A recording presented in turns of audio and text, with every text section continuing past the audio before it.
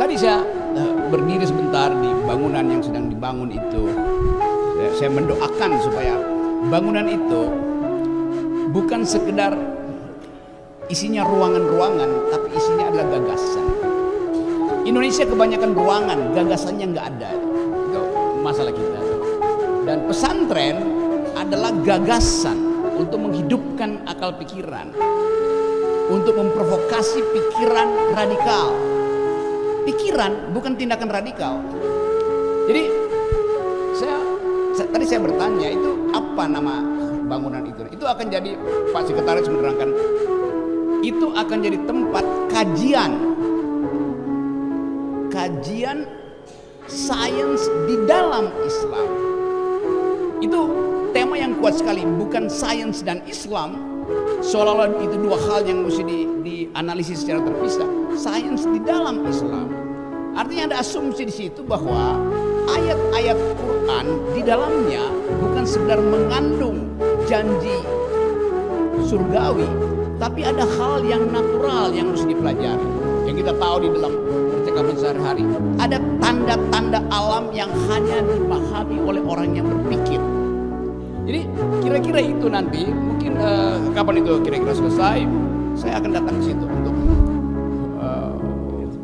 memberikan seminar tentang fungsi ilmu pengetahuan di dalam mengupayakan kemajuan manusia. Iya. Dan Islam tentu mulai dari awal penyebaran doktrin agama, di dalamnya ada tradisi filosofi itu. Orang ingat apa sih matematika yang kita sebut algoritma, itu pertama kali diriset oleh ilmuwan Islam.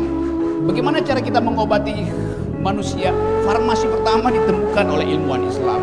Bagaimana kita mengukur skala-skala alam semesta yang kita sebut sekarang astronomi, itu pertama kali diuji di dalam ruang-ruang kuliah di abad-abad pertama ketika Islam muncul sebagai peradaban baru. Jadi selalu ada konteksnya di situ. Nah, kita mau coba gabungkan itu antara krisis pengetahuan, kekurangan pengetahuan, dan keterpurukan bangsa. Apa yang menyebabkan bangsa terpuruk? Karena pemimpinnya nggak berpikir. Itu intinya. Apa akibatnya? Akibatnya skala kecerdasan kita, kalau Anda baca riset terakhir sebulan lalu, Indonesia itu rata-rata IQ-nya 70,8. Hanya 70,8. Apalagi kalau nggak ada masjid kembar, nggak ada Al-Islah, mungkin tinggal 60 IQ kita. Jadi pesantren menyumbang peningkatan IQ, sementara kekuasaan memerosotkan IQ. Karena nggak ada undangan berpikir, orang berpikir dilarang, orang berusaha untuk memperdebatkan masa depan dianggap sebagai bahaya politik identitas. Jadi kita lihat bahwa bangsa ini dituntun ke arah kegelapan. Itu intinya. Padahal tadi diterangkan oleh Gus Toha, persahabatan itu adalah hak setiap warga negara, lepas dari soal agama, etnis, segala macam. Tapi justru negara itu memprovokasi supaya jangan bersahabat antar agama, jangan bersahabat antar etnis, jangan bersahabat antar kelas. Diam-diam itu yang sedang terjadi di kita, sehingga terjadi ketegangan sosial. Oke, saya pegang 2 mic kembar di masjid kembar.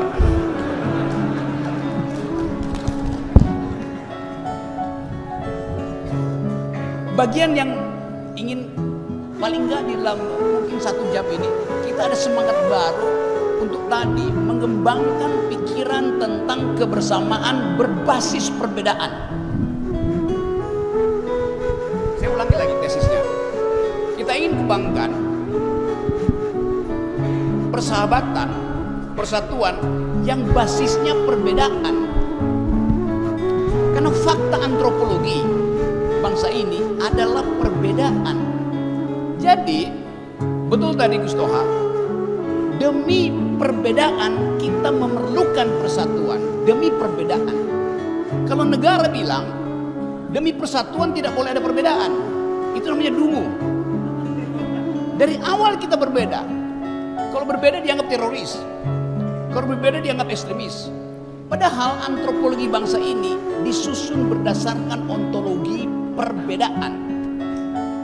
Jadi justru karena ada perbedaan diperlukan persatuan. Bukan dibalik, demi persatuan gak boleh ada perbedaan. Itu kurang ajarnya negara. Hal itu. Jadi sekali lagi, kalau kita ingin lihat perkembangan era, kita hidup di dalam semacam republic of fear. Kita cemas terhadap keadaan. Kita nggak tahu pasti akan ada pemilu atau tidak. IKN akan berlanjut apa tidak. Keadaan itu membuat kita seolah-olah nggak ada harapan lagi. Nah, ini forum yang kita pastikan bahwa kendati negara mengalami optimisme, kita tetap kendati negara pesimis dengan keadaan. Karena setiap kali kita dengar krisis global, COVID segala macam itu menyebabkan negara akan menunda pemilu sangat mungkin. Menyebabkan pemerintah tiba-tiba memberlakukan hal yang sudah diharamkan oleh Mahkamah Konstitusi, yaitu Omnibus Law. Jadi sekali lagi kita mau putuskan malam ini bahwa di Bondowoso ada optimisme bangsa ini bisa ditemukan kembali. Apa yang mesti kita temukan? Akal pikiran.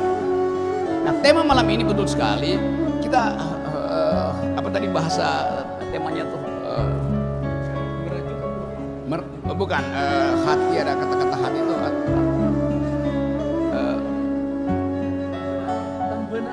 tembenate. Merawat hati, betul ya. Obat hati, hati-hati dengan hatiku. Kita masuk dulu pada tema itu. Ini adalah pondok pesantren, tempat dipersiapkan masa depan.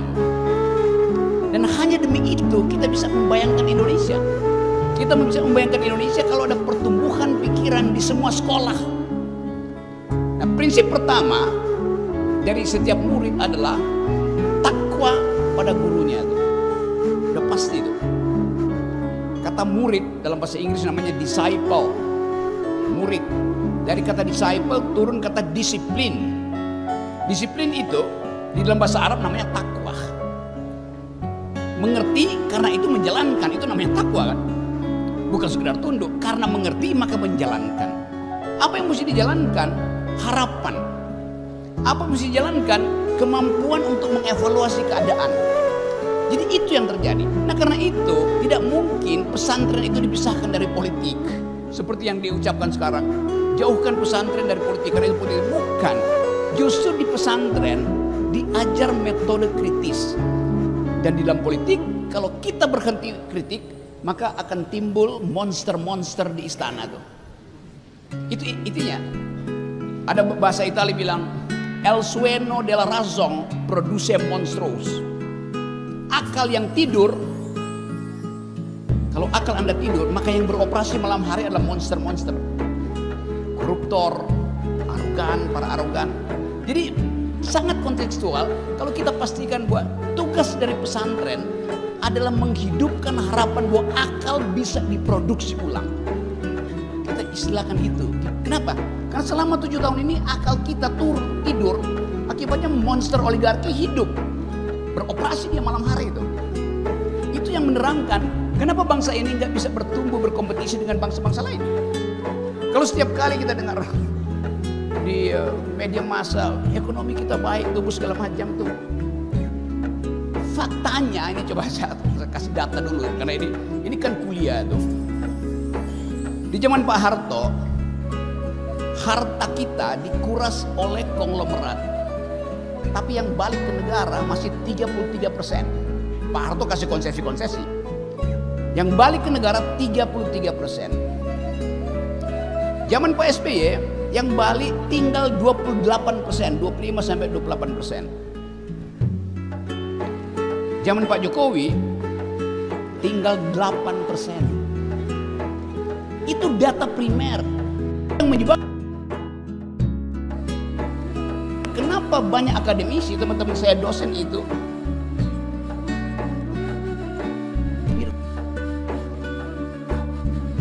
ojek. Padahal tukang ojek sendiri sebetulnya berhak untuk memperoleh penghasilan, jangan bersaing dengan dosen. Akibat struktur ekonomi, dosen yang harusnya kelas di atas ambil pekerjaan kelas di bawah. Jadi terjadi lagi konfrontasi hak. Itu disebabkan karena desain ekonomi, desain kebijakannya bobrok. Nah, itu yang diperlukan supaya kita paham bahwa arah bangsa ini betul-betul ada di dalam semacam kecemasan. Tetapi kecemasan itu kita butuhkan supaya kita bisa bikin evaluasi diri. Di dalam Al-Baqarah ayat 155 dikatakan, saya mulai kutip, kami akan memberikan ujian, akan memberikan tantangan, yaitu sedikit ketakutan, sedikit kecemasan, sedikit kemiskinan, supaya kita bisa berpikir bahwa kita diberi sepenuhnya oleh alam semesta kemampuan untuk mengatasi kecemasan itu, mengatasi ketakutan. Tadi saya baca jurnal mana tadi? Ya, jurnal namanya Al-Isra juga tuh. Yang jurnal terakhir tuh ada keterangan dari dokter siapa yang berkunjung ke sini nih. Dan kelihatannya jurnal itu memperlihatkan seluruh aspek yang dibicarakan oleh negara tuh. Soal riset, soal organisasi, soal kurikulum ada di situ.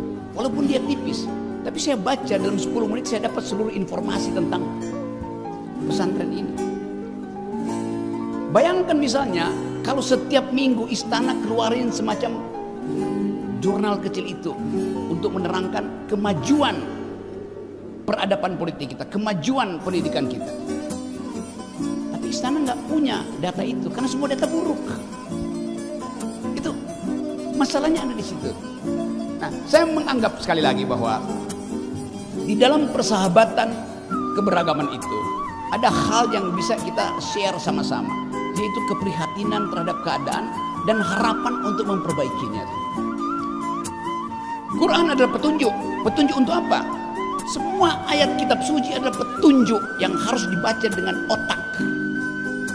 Itu intinya, karena kita makhluk yang berpikir. Tentu petunjuk untuk paling nggak mengurangi kebatilan, menghilangkan kemungkaran. Paling nggak itu lebih dahulu deh. Kalau belum bisa memproduksi kebahagiaan, kemakrufan.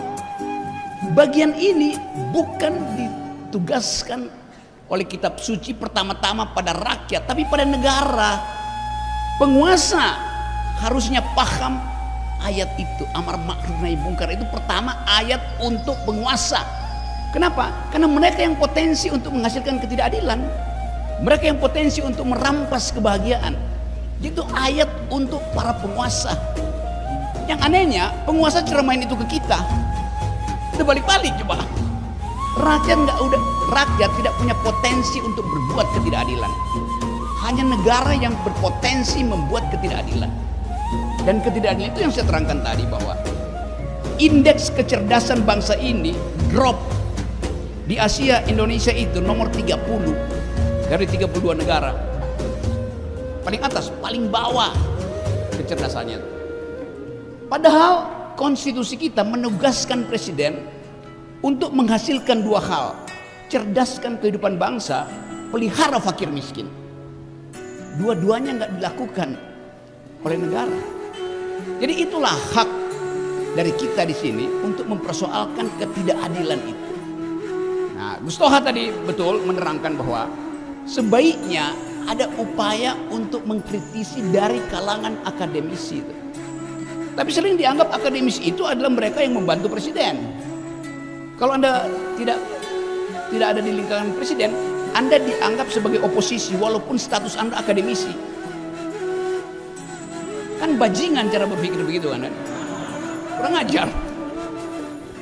Apalagi kalau akademisinya muslim, dianggap ini untuk mempromosikan negara Islam.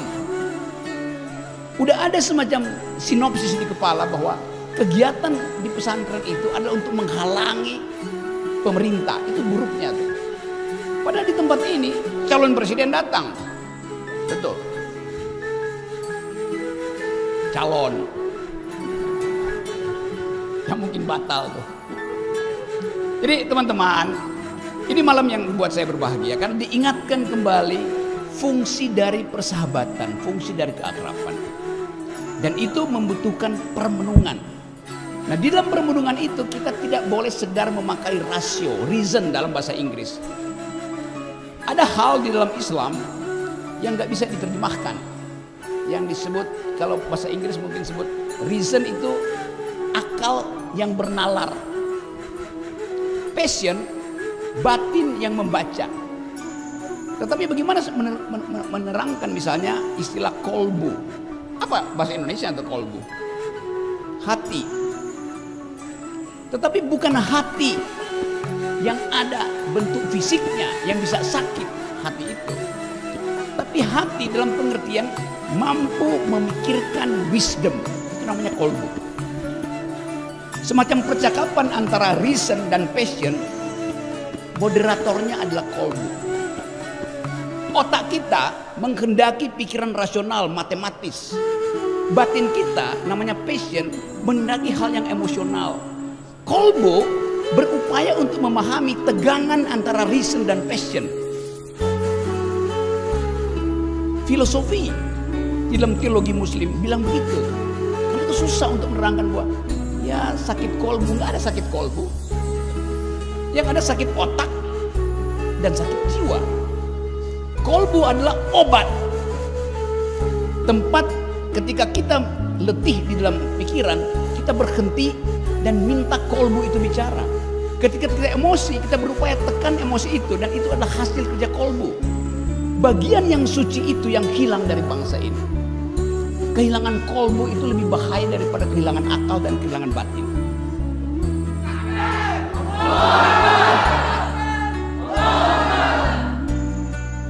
Nah, kesempatan ini adalah upaya untuk membenahi bangsa ini dengan memproduksi kolbu. Tapi nanti saya akan dibully. Pasti dibully itu. Sok tahu Rocky Gerung. Ngomong apa dia? Ada yang akan menjelaskan. Ustaz Toha tuh. Jadi teman-teman, pesantren fungsi utama adalah mengucapkan kejujuran karena diperintah oleh kolbu. Mengucapkan kemerdekaan berpikir karena menginginkan ada pertengkaran argumen. Memanfaatkan momentum-momentum politik supaya bangsa ini jangan diselundupkan di dalam wacana atau headline yang kita baca setiap hari yang gak ada isinya. Jadi teman-teman, itu kultum saya hari ini. Nanti sebelum kita bercakap-cakap, tapi saya ingin mengatakan kesenangan hati saya karena diundang di tempat di mana pikiran itu dihargai. Terima kasih. Assalamualaikum warahmatullahi wabarakatuh.